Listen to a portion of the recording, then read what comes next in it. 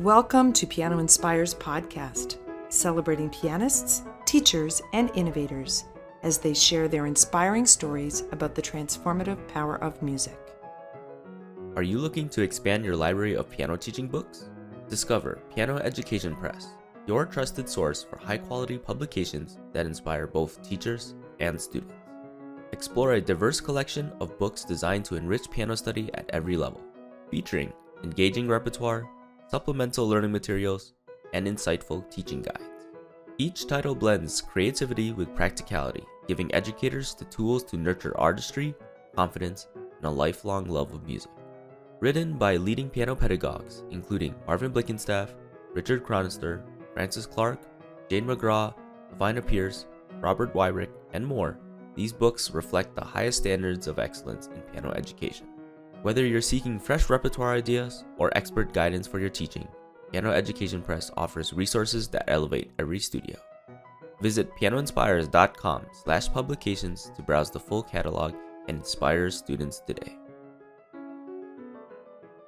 Hello, everyone. My name is Heather Smith, and I am the Director of Development and Advancement at the Francis Clark Center. Today, I have the honor to interview the amazing Christopher Norton. New Zealand-born musician Christopher Norton began composing at the age of 14. After completing a music degree, he performed and taught in New Zealand for a few years before moving to the UK, where he studied composition at York University and began to experiment with combinations of styles that crossed the divide between his classical background and more contemporary popular styles. Christopher is well established as a composer, producer, arranger, and educator, and has written stage musicals, ballet scores, piano music, popular songs, and orchestral music, as well as jingles and signature tunes for TV and radio.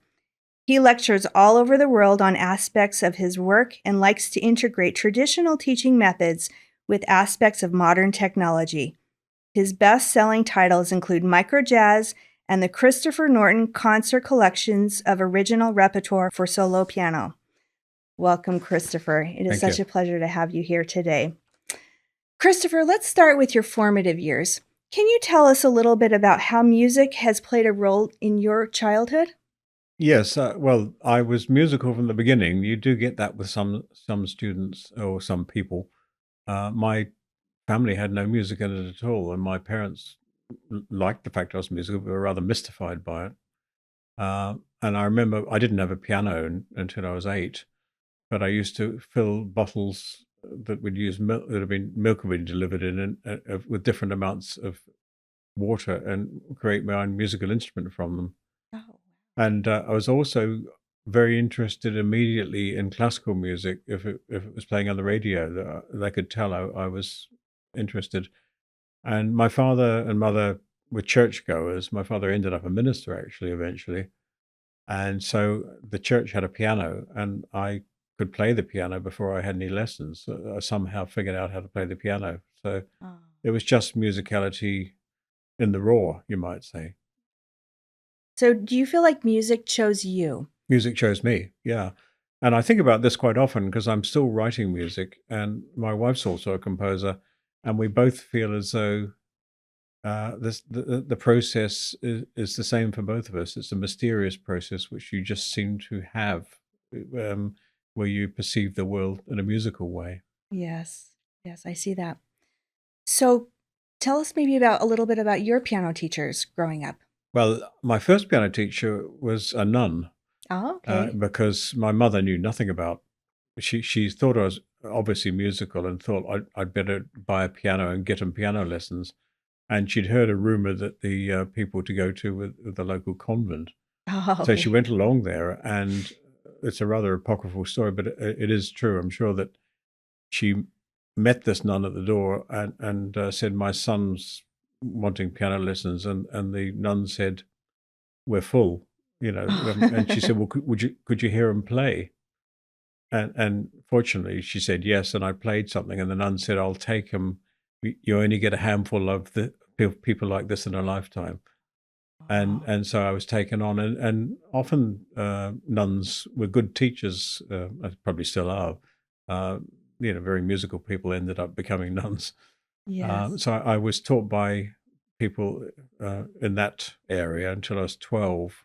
But anyway, so it was early, and of course it was Trinity College. You may or may not know about that, Sure. but the syllabus which I did was Trinity College. So I started doing piano exams. But at the same time, as I said, there's a sort of musicality, and I had a tape recorder given to me by my father when I was quite young. I started recording pieces of music off the concert program, Okay. and realized there were certain composers I was really drawn to.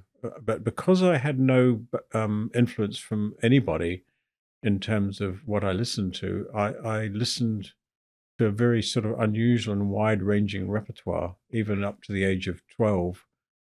So I became aware that I really liked the music of Prokofiev Okay. and of Bartok and of Szymanowski and of Martinu. Yes. Fortunately, the New Zealand concert program is quite wide-ranging, and so I got to know all sorts of music. My first favorite classical piece was Christ on the Mount of Olives by Beethoven. In other words, it Oh, wasn't Fur-Elise or the Mozart 40th.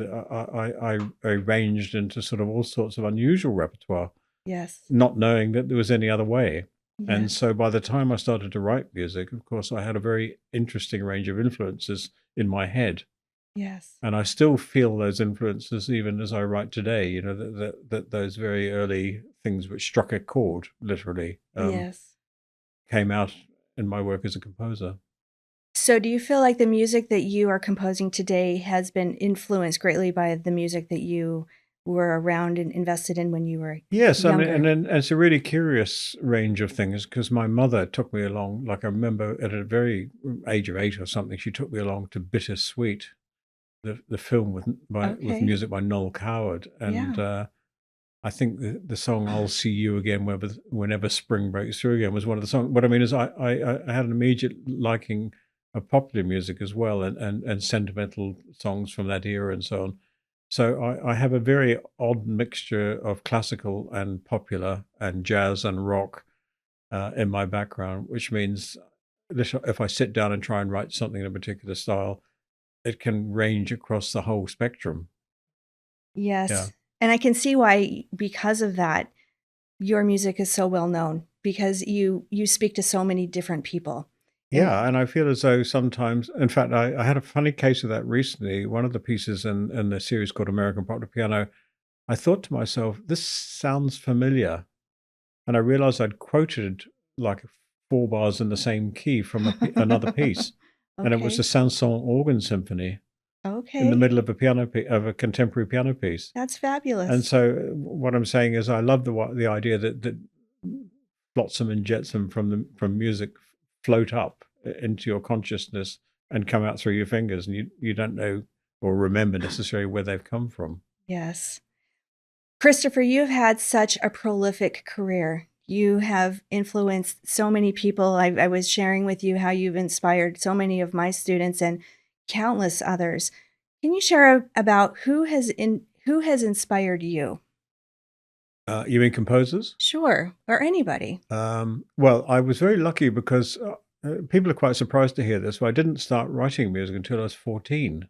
Okay. I'd explored a huge range of music, on recording it off the radio or whatever, and Yes. on the piano as well. And I played in church, so I can play any hymn and song in any key. Yes. Um, but I was fortunate that in New Zealand at the time there was a wonderful woman called Rosemary Miller. She died last year, I think, but she ran a little composition course for teenagers. Oh, And some of the people who on that course I'm still friends with after all these years back in New Zealand. But she encouraged our efforts, and she asked me, or us perhaps, to write something like a sonata, and I did a little sonatina for piano, and it was quite a big piece. And I suddenly thought, oh, I know how to do this. yes. Um, so that was an early. I was just lucky that I had someone who thought teenagers can write music. And she didn't have any particular rules as to what type of music either. So I was immediately writing things which kind of threaded various styles. And in fact, I've even published pieces recently with my own company, which I wrote when I was 16. In other Oh, words, they were already publishable works. and I had an orchestral piece performed when I was 16. So it was a pretty quick process to getting things noticed, if you like.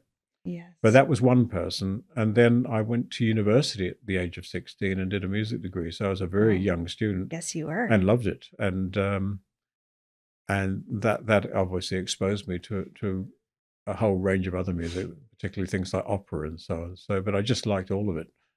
But at that point, I was at university, and then if I just go a little bit past that, I graduated by the time I was 19, and I was married at the age of 18. Wow. And my wife and I moved to Wellington in New Zealand, and I got a job as a teacher of high school music, having Okay. never done it before. And then I became a composer in schools, but I also, for the first time, joined a rock band Did you? because I had a friend at university back in Dunedin, and when I was 16 to 19, who ended up one of New Zealand's best known rock critics. And I said to him, I haven't really sort of gravitated towards popular music particularly. He said, the reason is you haven't listened to the right stuff. Obladi isn't the way it. In other words, it was complete. He had a huge range of rock and pop that Yes. he knew about already and introduced me to. And one of the defining moments for me was seeing a film back in 1972, I suppose, called Mad Dogs and Englishmen, Okay. Joe Cocker in concert. Sure. And I with the wonderful band behind him and all that. And I suddenly thought, wow, this is a whole other thing, if you like. So by the time I got to the point where I just won the New Zealand's main concerto competition, I was asked to join a band for the first time. They said, you seem to be able to play the piano. Would you like to join the band? And what I've never forgotten is they said, I said yes, I was interested in it and the idea. And they said, here's our repertoire. And they handed me a bunch of LPs at the time, and said, that track, that. Can you write chord charts for the band? In other words, I immediately had to transcribe the pieces. Okay. And I discovered I really liked doing that as well. And then I went to a jazz course in New Zealand by a guy who'd been at Berkeley and found that very interesting. Meanwhile, pursuing classical music at a fairly high level, I did Prokofiev concertos and that sort of thing with the orchestra in New Zealand. Wow. So I was simultaneously looking like I might have a career as a concert pianist, which I didn't really want to have. But at the same time, I was playing in a rock band and teaching high school music. Yes. That's incredible. What a career. Thank you for sharing that. And in fact, Microjazz, which is the thing I became known for first, was written because of that, because I started trying to write piano pieces which had the sound of rock and pop as well as classical influences. And I didn't really think about what styles I was writing. I just wrote a whole bunch of pieces and discovered even years later they are a very varied selection of pieces Yes. in terms of style. I actually had a fan letter or email, you might say, a couple of days ago from someone who said they'd been teaching something from the first Microjazz book and how wonderful the piece was. And it's a really unusual piece. I can't remember the name of it at the moment, but I'm still proud of those, I think. Oh, yes. Those are But wonderful. it was that combination. Oh, I tell you what it was, is I wrote all these piano pieces at the request of a publisher in London, because I'd got to Britain by now in 1977. And they said, we'd like you to write a set of graded pieces in popular styles. That was all the brief was. And I wrote about 40 pieces in a block, one Edinburgh Festival. I was in a band at the Edinburgh Festival. Sure. And then the guy who'd asked me to write them left the company, and they sat in my bottom drawer for a couple of years before I met Boozy and Hawkes, who finally published them. Yes. But what I didn't realize was the influence of my classical piano background, because what I did was I wrote them all down in great detail, all the fingering, the articulation, the pedaling, in a way that nobody else in that field did. And so they looked like classical repertoire to the eye. But of course, they didn't sound like classical repertoire to the students, Yes. And they were picked up quite quickly by the Associated Board in London, 2 of the pieces. And they went like wildfire. And I think they've sold 3 million copies now, which is extraordinary for a non-method. Yes. And they're still selling strongly all these 40 years later. But I think it's that combination of the classical notation, you might say classical notation, combined with the sound. Because my favorite story about microjazz comes from America. When I first toured in America way back in the 1980s, I Yes. met a keyboard player in Denver, a professional keyboard player, and he said to me, "Mr. Norton, I played the first few pieces of your book, which was Microjazz Collection 1 or whatever." Yes. And he said, "This guy writes like I play." In other words, he said the voicings and the way it sounds is like I play when I'm playing in a band, Sure. but it didn't look like that. It looked like you're playing a piece of classical repertoire. Do you know what I mean? Yes, I do, for sure. Your pieces, even though you said that you wrote those 40 years ago, Yeah. they're timeless. These are pieces that's how I was first introduced to your music, through the Microjazz. Yeah. How many books are in that collection? Well, there are 5 main books now. I've actually done 2 new ones in the last 2 years, Microjazz Okay. Collections 4 and 5. But there are also 2 others below, which are absolute beginners and beginners, which starting at 0, Yes. like a method book. And then they go up to, as I said, to volume 5. And then there are 3 volumes of duets. Oh, okay. And I've got 2 new volumes of duets about to come out. So Boots and Hawks are still issuing microjazz books. Fabulous. And then there are huge numbers of microjazz books for other instruments, of course. Yes. So and there's an interesting thing you might not know. So we're being rather discursive here, but Sure. how the name microjazz came about. I'd love to hear it. Well, the guy who was in Boots and Hawks at the time, the head of product development, was the one I met, and I'd done some little arranging jobs for Boots and Hawks because I'd taught someone the piano at York University in England, who got a job at Boots and Hawks as assistant to the head of publishing. Okay. And she recommended me to do a couple of little things for them. And then he said, "What else have you done?" And I said, "Well, I've got these 40 graded pieces in popular styles." Uh-huh. And I played the first few of them. And he immediately, his words were at the time, he said, "This is a gold mine." And he was talking about for them. Oh, yes. But what he was looking for was something of a modern version of Microcosmos. There you are. And so he'd actually even approached someone else whose name I know well, called Martial Solel, who's a very fine French jazz pianist, with the concept. But Oh, okay. the stuff he wrote was too esoteric or too difficult. I came along and he said, "This perfectly fits the bill. Starts easy, gets more progressively difficult, but it is not too difficult." And so it's called Microjazz because I was published by the people who published Microcosmos. That's Now, fabulous. not a lot of people know that. I mean, it could have Yeah. been spelled M-I-K. Yes. Anyway, so that was, and then he commissioned covers from a contemporary French person, and they didn't look like anything else on the market at the time either. So Mhm. everybody immediately thought, "What is this?" Because they had such a different look, and they were published by a very reputable publisher, who were also the publishers of Bartok and Stravinsky and Prokofiev and so on. I was very pleased to be with the publishers of Prokofiev, of course. Yes. So anyway, just that's how the name came about. That's so great. Well, thank you for taking that time to share that. That was a very fascinating story. Yeah. Christopher, let's talk bigger picture. When you think about music in general, how do you think music is changing the world in your own perspective, Changing the world. or impacting, influencing the world? Well, I think one of the things that I find with music is that it takes you out of yourself. Yes. In other words, if students are playing, they can express emotions that are buried deep, if you like.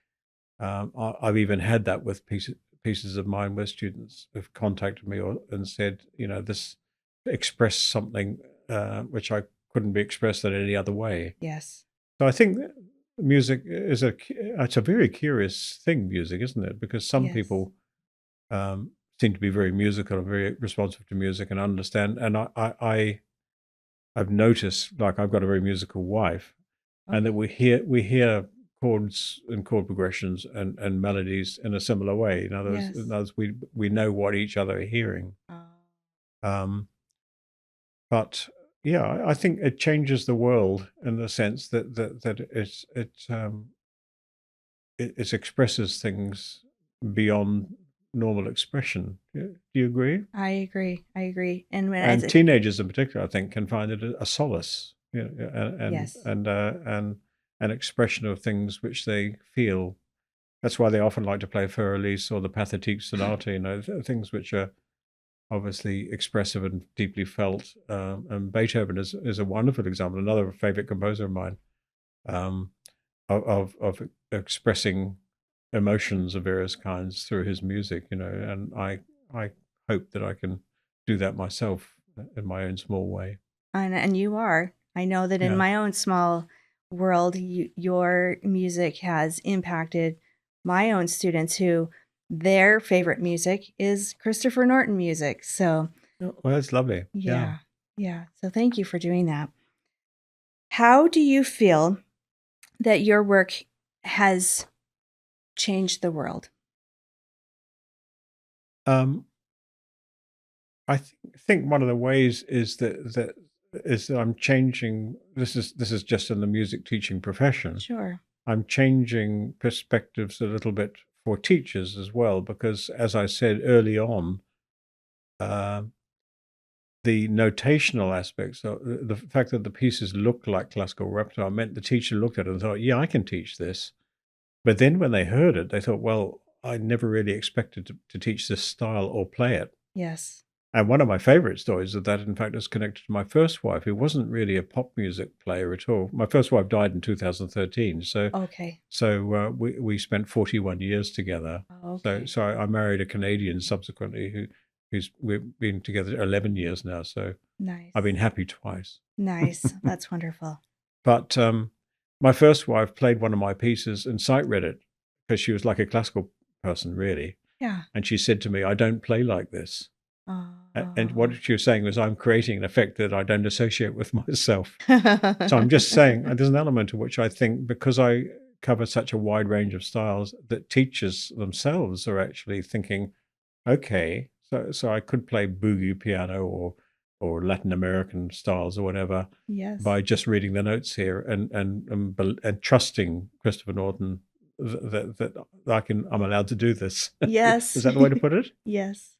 I mean, have you found the same thing? That you're actually, some of the styles you think, oh, I didn't expect to be ever playing this style. Yes, and in fact, I let my students choose the style that they want Yeah, so because I some know of the time you're probably thinking, wow, it I hope does. I can teach this. Yes, it does, but it ends up broadening my own perspective and giving me an opportunity to see outside of what I That's what would I'm saying. personally Yeah. choose. And particularly when it comes to things like the preludes. Have you come across the preludes?